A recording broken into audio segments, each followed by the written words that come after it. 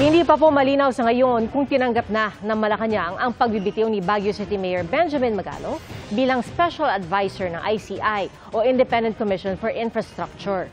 Yan po ay kahit pala siya mismo ang nagpa-review sa pagtalaga sa kanya. Nakatutok si Jonathan Andal.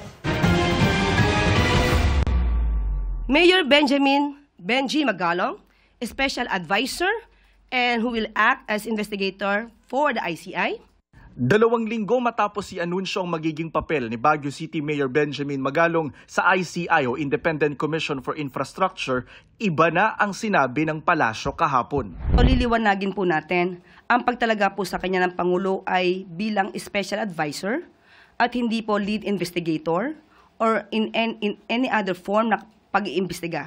Kinagabihan, nag-resign si Magalong sa ICI. Sabi niya sa liham na ipinadala kay Pangulong Bongbong Marcos ang pahayag daw ng palasyo tungkol sa kanyang trabaho na taliwas daw sa nakasaad sa kanyang appointment ay nagpapahina raw sa tungkulin at mandatong ipinagkatiwala sa kanya. Nagkaroon na rin daw ng duda sa kanya bilang bahagi ng ICI. Naging malinaw niya na hindi na kailangan ng kanyang serbisyo.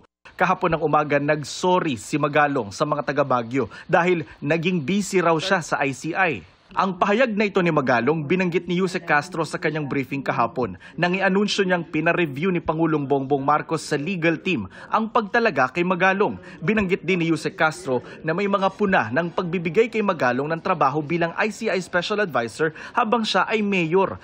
Sabi ng isang labor group, labag sa konstitusyon ang 2 trabahong binigay kay Magalong. Nakasaad daw kasi sa Section 7 Article 9B na ipinagbabawal ang mga nahalal na opisyal na ma-appoint sa kahit anong opisina ng gobyerno habang sila'y nasa termino pa, maliban na lang kung payagan ng batas o required sa hinihinging trabaho ng kanilang posisyon. Binanggit din ng palasyo kahapon ang puna na posibleng umanong may conflict of interest lalo't may tennis court at parking area project sa Baguio na ang kontraktor ay St. Gerard Construction Company, kumpanyang pag-aari ng mag-asawang Sara at Curly Discaya na sangkot sa mga maanumaliyang proyekto sa gobyerno.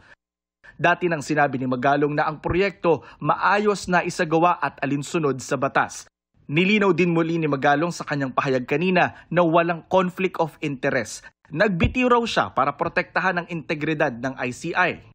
Anya, hindi madali ang magbitiw pero naniniwala siyang kailangan niya itong gawin. Kahit wala na siya sa ICI, itutuloy niya ang laban kontra korupsyon. Hindi pa sinasabi ng palasyo kung tinanggap na ba ng Pangulo ang resignation ni Magalong. Pero sabi ni Secretary Dave Gomez ng Presidential Communications Office, nakalulungkot ang pagbibitiw ng alkalde sa ICI. Giit ni Gomez, mas mataas sa kahit na sino ang hinihingi ng taong bayan mula sa ICI. Iginagalang daw ng palasyo ang independence ng komisyon at dapat daw hayaan ito sa pagganap ng kanilang mandato. Para sa GMA Integrated News, Jonathan Andal, nakatutok, 24 oras.